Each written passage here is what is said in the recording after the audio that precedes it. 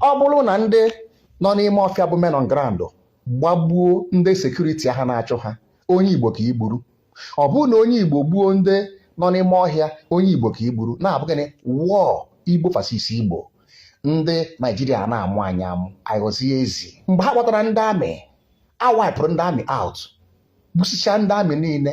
Kedu ife ha mere na ha recruitzie our youth to fight our youth, and our youth menye ala ka ọ dị otu ahụ.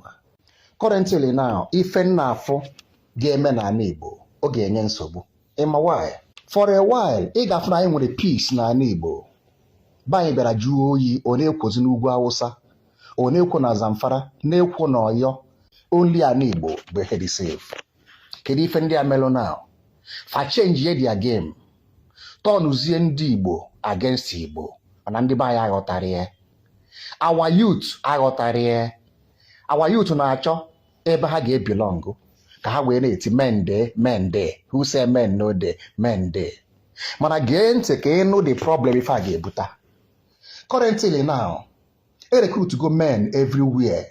Gbogbo na-agụ na-eche mba, gbogbo na udo gachi, gbogbo fa na ndị nche ide atọ, gbogbo fa na nke ndị Abịa, gbogbo fa na nke ndị Owerri, si na ha na-eche gọọmenti nche. Mana ngị mmanụ ọgị nke a na-agba, eje were bute polisi tinye polisi n'ime fa. Ọ bụrụ na achọrọ ka unu bụrụ sekuriti, why a na-anwe unu polisi? Ọ na-egosi that na a na-eyuzu na-eyuzu. Then agwazie fa ha chọwazie ndị Igbo ibe fa, na ndị a bụ ndị Biafra, na ndị a bụ ndị IPOB, na ndị a bụ ndị ESN, na ha nọ n'ime ọfịa. Mwelu na-ajụ, kedu onye bụ onye Igbo? Kedu onye bụ onye IPOB? Onye ọbụla bụ onye Igbo bụ IPOB. Ọ gịnị? Indigenous People of Biafra. Ọbara ha dị gị n'ime. Now, anaghị achụzi ndị Fulani herdsmen, anaghị achụzi ndị bandit, anaghị achụzi ndị criminal. Anyị na-achụzi onwe anyị. And nsogbu ọ ga-ebute na-abụ, ọ bụrụ na ndị nọ n'ime ọfịa bụ men on ground gbagbuo ndị sekuriti ha na-achụ ha, onye Igbo ka igburu.